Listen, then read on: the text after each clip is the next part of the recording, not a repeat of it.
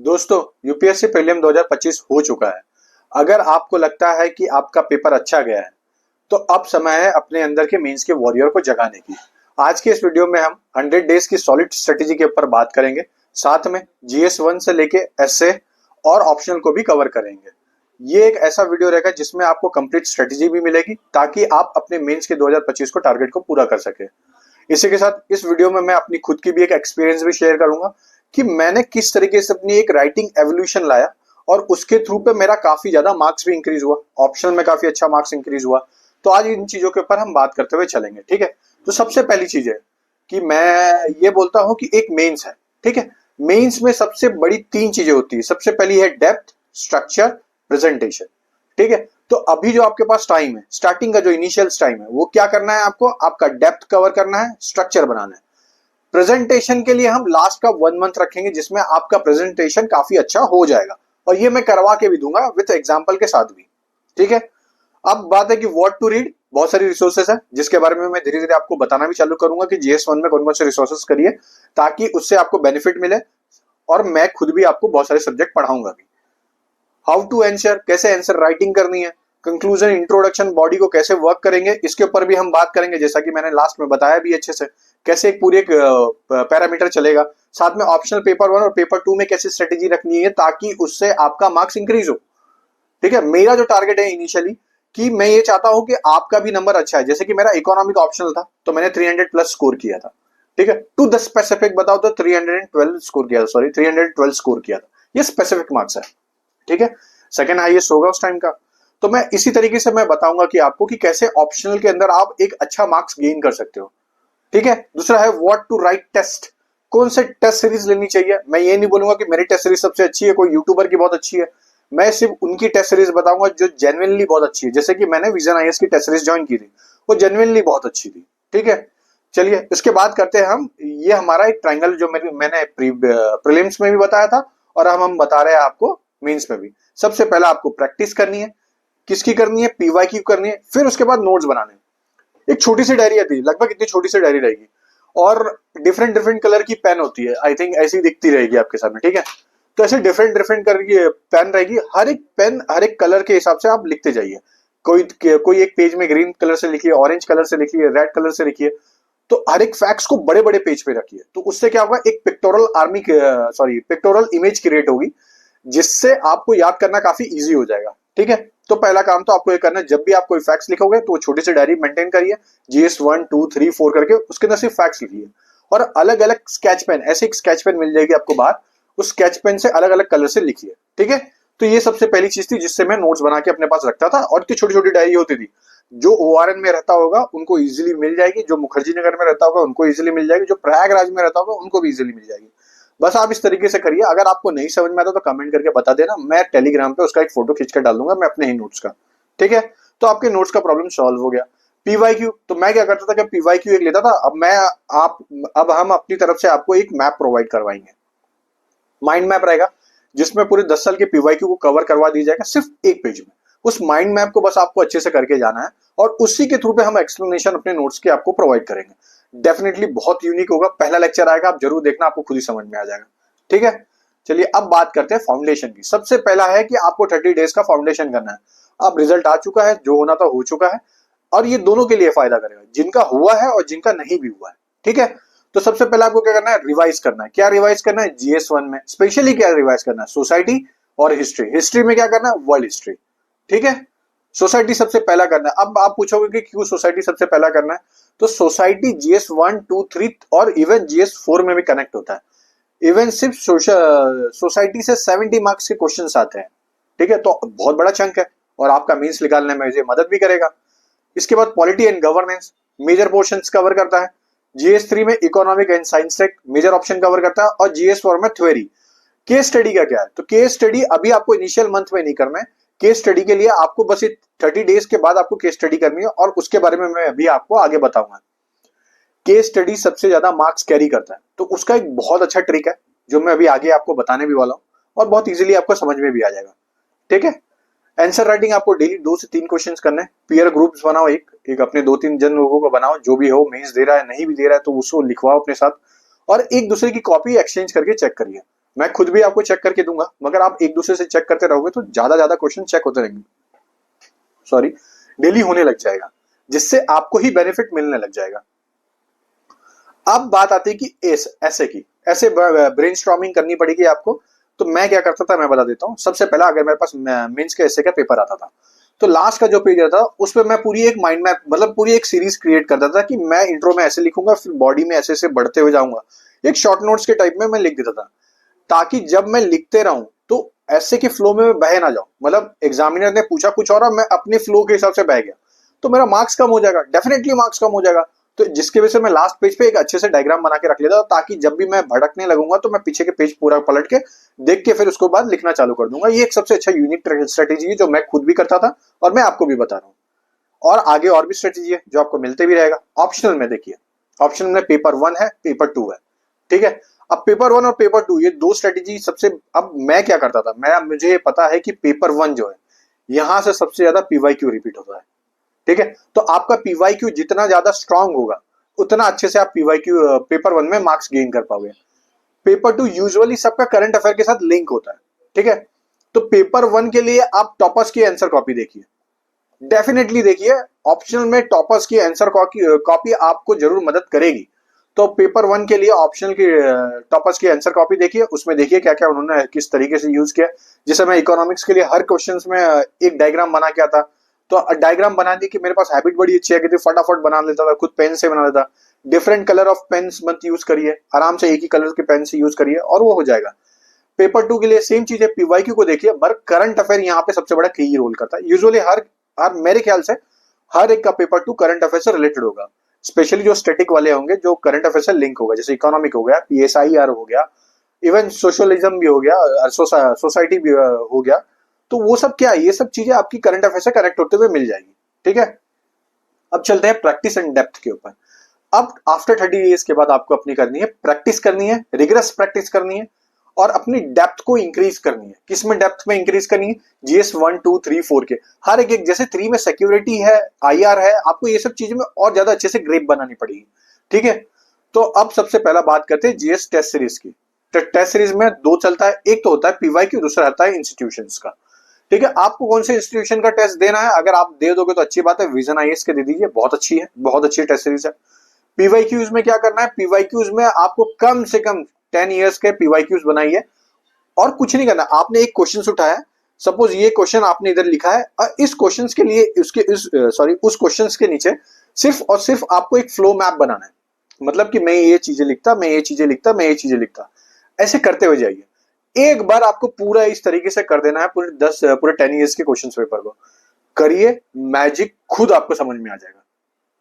मैं इस चीज की गारंटी देता हूं। अगर आपने 10 इयर्स के, आपको आंसर नहीं बनाना है, सिर्फ एक फ्लो बनाना है कि मैं क्या क्या लिखता है इसके अंदर, बस आप करके देखिए, आपको खुद मैजिक्स पता चल जाएगा, डेफिनेटली पता चल जाएगा, ठीक है दोस्तों। और दोस्तों इसी के साथ अगर आपको वीडियो अभी तक अच्छा लगा तो प्लीज लाइक और शेयर सब्सक्राइब कर देना, बहुत मेहनत से ये सब वीडियो बनते हैं, ठीक है दोस्तों। चलिए, वीकली ऐसे राइटिंग करनी है, हर एक वीक में आपको आंसर राइटिंग करनी ही करनी पड़ेगी। अब ऐसे राइटिंग कैसे करनी है, तो आप संडे का दूं या तो सैटरडे का। मैं यूजुअली क्या करता था कि मैं सैटरडे के नाइट को लिखता था, तो ताकि मैं एक तो बहुत ज्यादा एग्जॉस्ट हो गया हूं, तो उस टाइम पे मैं लिखूंगा तो मेरा ब्रेन वर्क भी कम करेगा और हाथ भी कम चलेगा। तो अगर मैं मॉर्निंग में लिखूंगा तो उससे मेरा मार्क्स भी इंक्रीज होने की चांसेस हो जाएंगे। तो अपने आप को थका के तब मैं लिखता था, ताकि मेरा जब भी मैं अगर कहीं मेरा दूर सेंटर आया कुछ आया तो एग्जॉस्ट ना हो, जिसके वजह से मेरा मार्क्स भी इंक्रीज हो। तो मैंने इन छोटी छोटी चीजों के ऊपर काम करना चालू किया था, और बिलीव मी बहुत बेनिफिट मिला था। और ये मेरे को भी मेरे सीनियर्स ने बताया था। अब मेरे सीनियर्स था एक जग परवेश, तो उसने मुझे अच्छे से बताया था, आज के टाइम पे पोस्टेड है एज आईएएस। तो मैं अभी भी आपको बता रहा हूँ कि आप जब भी एग्जॉस्ट होते हो तब इस चीज का यूज करना। और अब तो टाइम है ना भाई, अब तो करना ही पड़ेगा ये सब चीजें, तो इस तरीके से करिए। ये एक मेरी सबसे अच्छी स्ट्रेटेजी थी जो मुझे बेनिफिट भी की। ऑप्शनल के लिए क्या करना है, आपको सॉल्व करना है पीवाईक्यू। जितनी बार आप पीवाईक्यू कर सकते हो उतनी बार अच्छा रहेगा आपके लिए। और उस पीवाईक्यू के नोट्स बनाना, देखिए जीएस में पीवाईक्यू से आपको फ्लो बनाना है, और ऑप्शनल के पीवाईक्यू को आपको सॉल्व करना है अच्छे से, ठीक है। तो ये, और स्पेशली पेपर 1 का, इस पेपर 1 के पीवाईक्यू से डेफिनेटली आपको मदद मिलेगी और आपका मार्क्स भी इंक्रीज होगा, ठीक है। चलिए, अब लास्ट का जो 30 डेज बचेगा, 30 to 40 डेज बचेगा, उसमें आपको क्या करना है, सबसे पहली चीज करनी है 3 full length test a very week देना, पर वीक में आपको 3 फुल लेंथ टेस्ट देना है। ठीक है, ये आपको इतना तो करना ही पड़ेगा एनी हाउ। उसके बाद ऑप्शनल फुल टेस्ट देना है, वीक में एक दिन को डन कर लीजिए जिसमें आपको ऑप्शनल फुल टेस्ट देना है। अब आपको डायग्राम रिवीजन बनाना है और एथिक्स करना है। ठीक है, अब ये कैसे करोगे, देखिए मैंने अभी अभी आपको बताया कि इतनी छोटी डायरी लीजिए, उसके अंदर अलग अलग कलर के पेन को यूज कीजिए। उस पेन को यूज करते समय आपको बस इतना करना है कि अगर आपने सपोज फॉर एग्जांपल GS1 का यूज कर रहे हो जिसमें हिस्ट्री का सेक्शन है, उसको मैंने रेड पेन से लिख दिया, उसमें कुछ फैक्ट्स मिल गया मेरे को ऑनलाइन तो मैंने कर दिया, ये एक पहली चीज हो गई। अब उसी के थ्रू पे मैंने डायग्राम बना के रख लिया, और आप टेंशन मत लीजिए, डेली आपको टेलीग्राम पे थर्सडे या फ्राइडे से आपको डेली एक माइंड मैप या तो एक डायग्राम के थ्रू पे आपको बता दे दिया जाएगा हर एक जो करंट अफेयर में चल रहा होगा। ठीक है, ये आपको मिल जाएगा, इस चीज की मैं गारंटी दे देता हूँ आपको। ठीक है, इतना हो जाएगा हमारी तरफ से, आपको मिल जाएगा, बस आपको उसको कलेक्ट करके अच्छे से अपने फॉर्म में लिखना रहेगा। एथिक्स, एथिक्स के लिए सिर्फ आपको क्या करना है, मैं एक क्लासिक एग्जांपल बताता हूँ। बहुत पहले द हिंदू में एक न्यूज़पेपर में एक आर्टिकल आया था, उस आर्टिकल में क्या बताया गया था कि एक आदमी है जो खाना बना रहा है और एक बच्ची है जो उसकी बैठी है, वो देख रही है कि उसके पापा खाना बना रहे हैं। आपको ये बहुत छोटी सी चीज लगेगी, मगर अगर आप वही नॉर्थ इंडिया में जाओगे तो ज्यादा यूजुअली औरतें खाना बनाती है। जब कोई आदमी खाना बनाता है तो अलग मैसेज जाता है, तो बच्चों को ये लगेगा कि सिर्फ औरतें काम करने के लिए घर की नहीं है, वो बाहर के भी काम करते हैं। आदमी सिर्फ घर का काम नहीं करते, बाहर का भी करते तो घर का भी करते हैं। तो एक सेंटीमेंट डेवलप करने की कोशिश की थी। वो एक न्यूज का आर्टिकल था, द हिंदू के सेकंड पेज पे था, बहुत अच्छा शानदार आर्टिकल था। इसी के साथ एक जो अभी अल्कोहल का केस हुआ था केरल में, उसके ऊपर से भी क्लासिक एक केस का एग्जांपल आया था कि एक औरत ने बताया था कि कैसे उसके हस्बैंड एक दारू को बोल सकते हो या बियर बोल सकते हो, आप कुछ भी बोल सकते हो, वो पी के कैसे दूसरे दिन काम करते ताकि उनका हार्डवर्क आए। तो उन्होंने कैसे अपने पति को ये क्या एनकरेज किया कि आप ये दारू को छोड़ो, तो वो एक स्ट्रेटेजी को बताया। तो आप ये सब चीजें कहाँ इथिक्स में यूज कर सकते हो, एज अ सोसाइटी के पर्सपेक्टिव से यूज कर सकते हो। मैं आपके सामने एक एग्जांपल दिया कि जो न्यूज़पेपर में आता है। ठीक है, अब देखिए मेजर सब्जेक्ट्स है, इनके टेक्निक्स कैसे कैसे हो सकते हैं।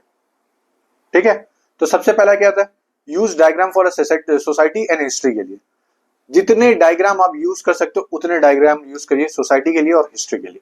ठीक है, फिर सुप्रीम कोर्ट को देखना, सुप्रीम कोर्ट के जितने भी केसेस है, कमिटी है, और करंट अफेयर और स्टैटिक, ये सब आपको कवर करना है। जब भी कोई गवर्नेंस के या कॉन्स्टिट्यूशन के क्वेश्चंस आएंगे तो सुप्रीम कोर्ट के केस स्टडीज को उठाइए, उसको पुट करिए उस ऑप्शन में, बहुत अच्छा इंपैक्ट पड़ता है। और जितने फैक्ट्स आप दिखा पाओगे उतना अच्छा। सेम चीज है कमिटी के साथ भी वही है, करंट अफेयर के साथ भी वही है कि करंट और स्टैटिक को आप जितना कनेक्ट करके बताओगे उतना ज्यादा आपके लिए बेनिफिट करेगा। ठीक है, एक डेटा और एक स्कीम और इकोनॉमिक रिफॉर्म, ये आपको करना है अच्छे से। GS3 में सबसे ज्यादा जो इंपॉर्टेंट है डायग्राम, डेटा और स्कीम, बहुत अच्छे से रट लेना, एक एक चीजें रट लेना और आप उसको अप्लाई करना। जैसे PM सूर्य घर बिजली योजना है, ये फ्री में इनिशिएटिव स्टार्ट की गई है, कितने वॉट तक, ये आप बेसिक चीजें याद रखिए। फिर आप उसको अप्लाई करोगे तो आपको समझ में आ जाएगा कि हाँ भाई ये बिजली की तरीके से इस तरीके से करेंगे तो जो स्टेट की डिफिशियंसी चल रही है बिजली के कंजम्पशन को लेके या प्रोडक्शन को लेके, वो फुलफिल हो जाएगी थ्रू पब्लिक पार्टिसिपेशन। ये एक स्ट्रेटेजी है, तो आप ये बताओगे तो आपके लिए अच्छा लगेगा। और जितना हो सकते हैं गवर्नमेंट की स्कीम को अप्रिशिएट करने की कोशिश करिए, हर बार नेगेटिव में मत जाइए। तो इसके लिए सबसे अच्छा पेपर है, एक तो इंडियन एक्सप्रेस भी पढ़िए, द हिंदू भी पढ़िए, लेकिन अप्रिशिएट करने वाली चीजें करिए। ठीक है, पेपर एग्जाम्पल पे क्या करना है, 5 और 6 के पेपर स्टोरीज और एथिक्स थिंकर्स। ठीक है, सबसे 5 और 6 के जो पेपर जो आपका 5 to 6 एक स्टोरीज बना के आपको रखना पड़ेगा। पेपर के कुछ एग्जाम्पल्स रखने पड़ेंगे GS4 में, जैसे ये मैं ऐसा होता तो मैंने ये करता, स्पेशली जो अपने ऊपर लेके करना। तो उससे क्या होगा कि मीन्स में आपका मार्क्स भी अच्छे से इंक्रीज होने लगेगा और आपको समझ में भी आने लगेगा। उसके बाद अपना खुद की एक पर्सनल स्टोरीज मैंने बताया था 5 to 6 आप क्रिएट कर लेना। एथिक्स के थिंकर्स को तैयार रखना, ठीक है, वो आपके लिए बहुत बहुत बहुत ज्यादा बेनिफिट करेगा। इन थिंकर्स को याद रखना, गांधी हो गए, गांधी के क्या क्या तरीके थे, क्या क्या चीजें थी, कौन कौन से उन्होंने बताई थी अपने सीन्स को, मतलब सीन्स को किस हिसाब से प्रेजेंट किया था, उस चीज को आपको अच्छे से देखिए, आपको डेफिनेटली हेल्प मिलेगी। अब आता है एसे के ऊपर। ऐसे के ऊपर आपको क्या करना है, प्रिपेयर करना है 20 to 25 थीम्स को प्रिपेयर करना है। वुमेन एम्पावरमेंट हो गया, एजुकेशन हो गया, ऐसी ऐसी कुछ लिस्ट होगी जिसमें आपको सबसे ज्यादा फोकस में रखना है। अगर आप ऐसे के लिए 20 से 25 क्वेश्चन या थीम्स बना के रख लेते हो, वुमेन्स एम्पावरमेंट कैसे होगा, एजुकेशन क्या है, सोसाइटी में क्या है, SC ST का रूल क्या है, अपलिफ्ट कैसे करना है, कोई सोसाइटी में कोई एक जो भी वर्नरेबल सोसाइटी पर्सन्स है, तो वो आपको ये सब चीजें कैसे कवर होगी जब आप उसके 25 से 30 को फ्रेम बना लोगे। 8 to 10 क्वेश्चंस के फ्रेमवर्क बना लीजिए जिसमें वैल्यू बेस्ड करिए और इशू बेस्ड करिए। फैक्ट्स आपको नो डाउट डालना है। ऐसे में सबसे बड़ी होती है स्टोरी, आप कितनी अच्छी स्टोरी फ्रेम करते हो, बस ये आपका सबसे बड़ा काम करता है। ऑप्शनल में जो सबसे बड़ा की रोल करेगा पेपर 1 और पेपर 2। पेपर 1 के लिए मैंने एक स्ट्रेटेजी बताई, आपको बहुत अच्छे से बताई है कि सबसे पहला पेपर 1 के पीवाईक्यू को रट लीजिए। मैं फिर बोल रहा हूं, रट लीजिए, कोई मुझे शर्म नहीं है, मैं रटने के लिए बोल रहा हूं, रट लीजिए, डेफिनेटली मार्क्स इंक्रीज होगा। पेपर 2 को करंट अफेयर के साथ कनेक्ट करना सीखिए, मार्क्स इंक्रीज होगा, डेफिनेटली होगा। ठीक है, अब यहां पे आता है मेरी खुद की एक स्टार टेक्निक। ठीक है, जैसे निंजा टेक्निक होती है वैसे स्टार टेक्निक है। तो इंट्रोडक्शन और कंक्लूजन हमेशा कनेक्ट होनी चाहिए। ठीक है, और वैसे ही कंक्लूजन इंट्रोडक्शन के साथ कनेक्ट होना चाहिए, और इंट्रोडक्शन बॉडी के साथ कनेक्ट होना चाहिए, और बॉडी कंक्लूजन के साथ कनेक्ट। सर ये क्या बताते हो, तो सबको पता है, सिंपल बताता हूं। आप इंट्रोडक्शन में कोई ऐसी चीज लिखिए जो बॉडी के लिए क्वेश्चंस हो, बॉडी में उसको एड्रेस करिए, और बॉडी में एड्रेस करने के साथ साथ कंक्लूजन में जाके ये बताइए कि पूरे वर्ल्ड लेवल पे क्या चल रहा है या इंडिया के लेवल पे क्या चल रहा है। जब इंडिया का क्वेश्चन पूछा हो तो वर्ल्ड के लेवल को एड्रेस करिए, जब वर्ल्ड के लेवल पे क्वेश्चन पूछा हो तो इंडिया के लेवल को एड्रेस करिए, इंडिया कैसे एक एक्सेल कर रहा है इस सिचुएशन में। ठीक है, सेम चीज है, कंक्लूजन ऐसा होना चाहिए कि जो आपके इंट्रो को दिखाए। ठीक है, ना कि इंट्रो अलग चल रहा है कंक्लूजन अलग चल रहा है। इंट्रो बॉडी है, बॉडी कंक्लूजन मिक्स है, तब भी अच्छा है, लेकिन इंट्रो कंक्लूजन हमेशा कनेक्ट होना चाहिए। डेफिनेटली इसके बहुत बड़े बेनिफिट्स होते हैं। और दोस्तों मैं फिर बोल रहा हूं, ये जो 3 चीजें देख रही है, प्रैक्टिस नोट पीवाईक्यू, ये जरूर करना। मैं बोलते बोलते थक गया था, प्रेजेंस में बहुत सारे लोग ने किया भी, जिनको बेनिफिट भी मिला, पर्सनली मैसेज भी आ रहा है, अच्छा भी लग रहा है मुझे। आप जाके बहुत सारे यूट्यूब के कमेंट पे भी जाके देख सकते हो। लेकिन मैं अभी भी रिक्वेस्ट कर रहा हूं आपसे, कम से कम आप प्रैक्टिस पीवाईक्यू और नोट्स बनाते रहना। ठीक है दोस्तों, इसी के साथ दोस्तों जय हिंद। अगर आपको अभी तक वीडियो अच्छा लगा तो प्लीज सब्सक्राइब करना। और दोस्तों अब मेहनत करने का टाइम है, मैं फिर बोला, अब मेहनत करने का टाइम है। जिनका हुआ है, जिनका नहीं हुआ, लगा दो अपनी ऊंची उड़ी का ताकत और एकदम निकाल के दिखा दो भाई। इस बार कोई डिमोटिवेशन नहीं होता, हुआ है नहीं हुआ है वो बात की बात है। ठीक है, अब जिनका नहीं हुआ है वो भी ये करे, जिनका हुआ है वो भी करे। बाकी और भी वीडियो आपको मिलते रहेंगे जैसा आपको अच्छा लगेगा। ठीक है, चलिए दोस्तों, जय हिंद दोस्तों।